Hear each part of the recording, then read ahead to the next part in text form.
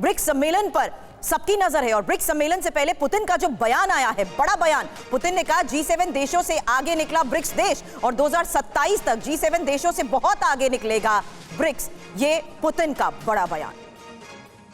और हमारे साथ संजय मेस्टन सर भी मौजूद हैं। मेस्टन सर, किस तरह से आप देखते हैं इस डेवलपमेंट को और भारत और चीन के बीच ये जो तनाव कम करने की कोशिश की जा रही है, जिसका बहुत बड़ा असर भी हमने देखा है, रूस की कितनी अहम भूमिका नजर आ रही है इसमें आपको? क्योंकि रूस जाहिर है नहीं चाहेगा किसी भी हाल में कि ब्रिक्स कमजोर नजर आए, और अगर भारत और चीन के बीच इसी तरह का तनाव रहता जैसा कुछ महीनों पहले तक था, कुछ दिनों पहले तक था, तो जाहिर है वो एक मैसेज जा रहा था, उसको खत्म करने की कोशिश की गई है क्या ब्रिक्स मीटिंग से पहले? और देखिए समीर, मेरे को लगता है इसमें रूस का हाथ तो है ही। ये जो तनाव चल रहा था बॉर्डर पे, हाँ। लेकिन सुरभि इससे पहले एक स्टेटमेंट बड़ा अच्छा दे रही थी कि 2020 ये जो गलवान के बाद इतने साल के अंदर ये कैसे ये सब मुमकिन हो गया, ये कैसे एक सीज फायर टाइप हो गई है।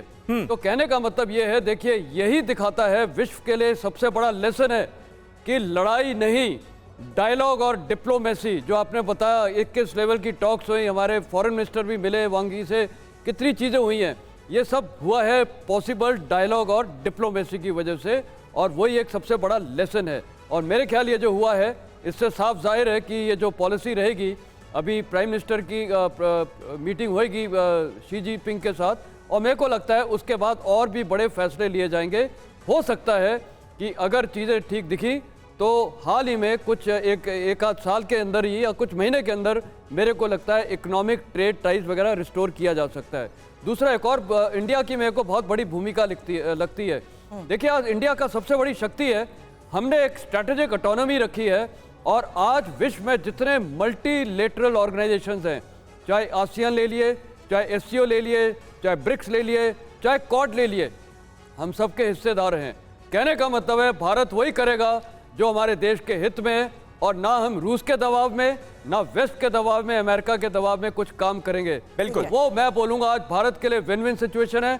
हमारी इंटरनेशनल इंपॉर्टेंस बढ़ गई है, सब चाहते हैं कि हम उनके साथ ग्रुप्स में या अलायंसेस में आए। दो बातें आपने कही, हमारी इंटरनेशनल इंपॉर्टेंस बढ़ गई है। दूसरी बात आपने कही डायलॉग और डिप्लोमेसी की। सेबल सर इस वक्त हमारे साथ हैं। सर, आपके अनुभव के मुताबिक आज के इस हालात में ये टाइमिंग इंपॉर्टेंट किस लिहाज से है, और वहां किस तरीके से इसको लेकर चर्चा हो रही है, कैसे देखा जा रहा है इस फैसले और इस समझौते को? ये पहले तो ये समझना है कि भारत की भूमिका बहुत ही अनोखा है। इसलिए अनोखा है कि हम एकमात्र ब्रिक्स के मेंबर हैं जो खुल के एंटी यूएस नहीं है। चीन एंटी यूएस है, रशिया एंटी यूएस है, ईरान एंटी यूएस है। हम एकमात्र है जो अपना बायलैटरल और यूनिलैटरल दोनों रिश्ते हम लोग अपने पक्ष में रखे हैं। ये जो स्ट्रैटेजिक ऑटोनॉमी है, ये चाइना चाहती है कि हम पूरी तरह से यूएस की तरफ ना चले जाएं, और हमको परसुएट करना चाहती है। चाइना से जो स्टेटमेंट आए हैं उसमें देखिए, अभी लेटेस्ट स्टेटमेंट आया है कि क्रिटिकल मिनरल्स में आप यूएस के साथ समझौता मत करिए, ताइवान में आप यूएस के साथ एक साथ होके मत बोलिए। ये जो चाइना के अंदर जो चिंता है कि हम अमेरिका के बहुत नज़दीक चले जाएंगे तो बहुत नुकसान करेगा उनको, यही कारण है कि चाइना ने ये बहुत बड़ी पहल करी है और ये पेट्रोलियम वाला एग्रीमेंट साइन किया है, क्योंकि वो चाहते हैं कि हम पूरी तरह से यूएस की तरफ ना चले जाए। रशिया भी चाहती है कि हम यूएस की तरफ ज़्यादा ना चले जाए जी। तो आज यूएस ही हमारे लिए एक बहुत बड़ा कार्ड बन के उभरा है।